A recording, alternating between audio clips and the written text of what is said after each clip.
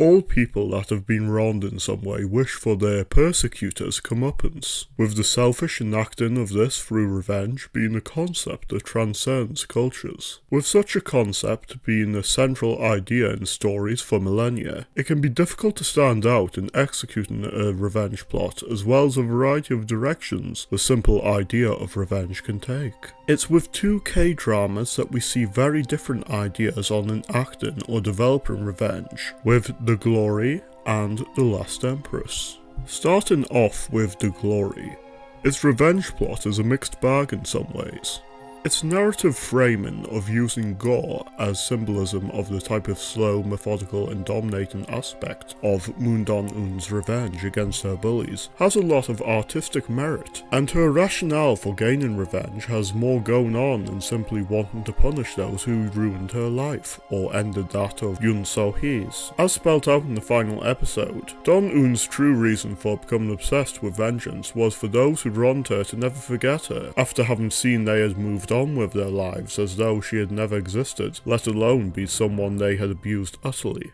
Her actions in attaining revenge also showcase the conflict that already existed amongst Yeonjin's group, and Dong-eun was in some ways someone who only brought clashes to the surface, rather than purely creating them. On the other hand though, The Glory's utilisation of vengeance, along with the desire to not perform too many tropes of revenge stories, also displays a level of potential untapped. One of the main issues in this is the moral framework of the series, in Dong-eun always seemed to be in the right, and Yeonjin as purely evil. That's not to say a revenge story can't be compelling and morally complex even with a clear good avenger and evil villain, with a perfect display of this being that of Roy Mustang's revenge against the homunculi in the Full Metal Alchemist manga and Brotherhood anime. But The Glory never takes the step in allowing the audience to question if Dong-eun is losing herself to revenge, when her actions purely benefit the innocent, and Yeonjin presents no redeemable qualities, or erodes further at Dong-eun's morality. A clear display of this is when Dong-eun's mother starts a fire and shows intent to kill her. Though Dong-eun not reacting extremely to this and manipulating things to finally lock her mother away in a mental hospital is an interesting take. It can be seen how this could have acted as a dark moment if the decision for Dong-eun to have to kill her mother been taken, in her getting her hands dirty, as well as the moral complexity of a justified comeuppance but through a very dark action. Such decisions would also fit with the ending, which is just as much a mixed conclusion, in Dong-eun and Yeonjin getting away with everything and enacting revenge against Yeonchun,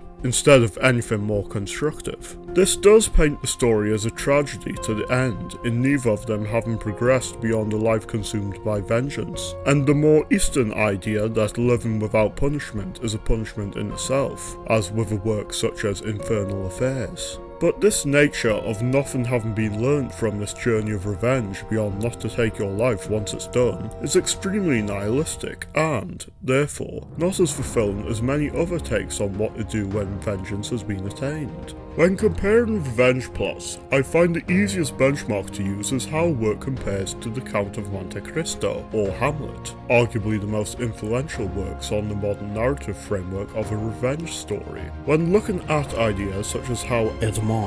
Dantes starts to question if his desire for revenge has become destructive, and eventually realizing being satisfied with the vengeance he has enacted, and that he cannot hold omnipotence over his wrongdoers through the healthy relationship he forms with Heidi, or how Hamlet's revenge destroys all those around him. It can be seen how The Glory acts as a fine display of revenge with enough of its own identity, but far from an excellent display of these ancient ideas. Moving on to The Last Empress, we can see complexity of what seems to be a simplistic revenge plot as the story develops. Na Wan-sik's desire for revenge against the Emperor Lee Hyok, along with Min Yura and the whole imperial house as more information comes to light, seems simple and effective at first in him wanting to expose the crimes publicly and end their lives only after they've suffered such a low point. It's as the story progresses that this becomes far more complex, with the exploration of the characters surrounding it, and the changes occurring with them.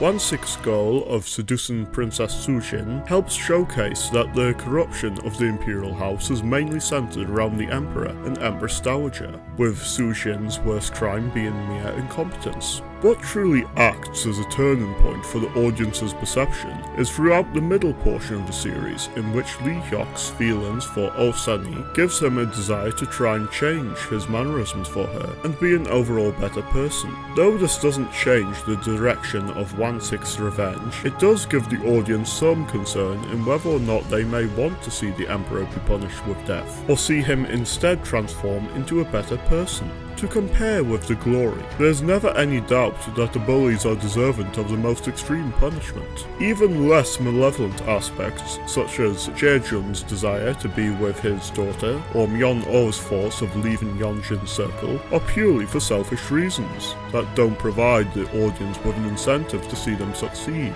to the extent as with Lee Hyok's moral journey. It's also during this part of the story that information comes to light on how much or little culpability the Emperor had on the crime of Empress So-hyun's drowning, with the events leading to it and the other corrupt aspects of the palace having Empress Dowager Kan Un-ran as the mastermind. This not only makes the audience perceptions of Lee Hyok more complex, but has the Empress Dowager become even more of a target for Wan-Sik at times. This talk of changing perceptions also leads into another display of how to handle a revenge story. Min-yu-ra was one of the greatest surprises with the Last Empress, initially seeming a very selfish and outright evil woman, with her taking extreme measures to secure her place as Lee Hyok's mistress, and an influential person in the palace. Not only do perceptions change once she displays the desire to change and aid those she once wished the worst on, such as Oh Sunny and now Wan-Sik, but the reveals of her past completely recontextualize how she is perceived in a highly consistent way. Having her life ruined with Kanju-sun's disappearance and her abuse at the hands of one of the Empress Dowager's minions, we can see how her prior actions were to place as much of a wound as she could on the Empress Dowager by seducing her son and removing any link she had of her life outside the palace, with Don-sik's existence symbolising the life with Kanju-sun that she lost, and how he had vicariously ruined her life. This leading to her dealing the fatal blow to Bak Do-hee in the first episode, and acting as an inciting incident for Na Wan-sik's journey of revenge, makes their arcs very cyclical. Wan-sik and Yura end up mirroring each other not only in the hatred of the Imperial House, but in how their character arcs conclude, with the ending of their revenge arcs. Though succeeding in destabilising the Imperial family, Na Wan-sik getting his revenge comes from letting go of it when giving up his life to save not only Oh-sunny, who he was trying to save, but vicariously saving the Emperor he hated.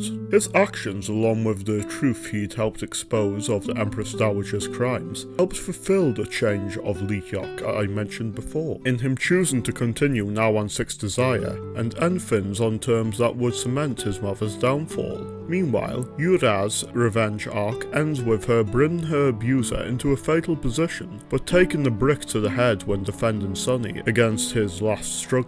Along with the irony in her taking the same injury she inflicted on her mother figure, she is satisfied in what she has achieved and allows for Sunny to fulfill the bigger picture final nail in the coffin in taking down the Empress Dowager. Though it leading to Yura gaining amnesia in an ending that unfortunately acts as a forced clean slate, it can be at least appreciated that it fits with the final episode's theme of absolution from the cycle of revenge through compassion and change. It's one thing to simply enact revenge by destroying someone, but another to destroy their prior ego in a way that truly changes them, with both the Last Empress and the Glory showing this positive and negative change in one's ego respectively. Would I say the Last Empress's exploration of revenge is better than that of the Glory because of this? Maybe, but the point is the different angles K-dramas can explore revenge with their own strengths in the angle they choose to focus on. I also wouldn't be confident to say that either are the peak of revenge plots in K-dramas, with the Empress Ki excelling in cathartic payoffs to the fates of those who cross Ki-yan. Even there though, there are still slight elements missing there that something such as The Last Empress perform, which shows how all these stories have their own strengths.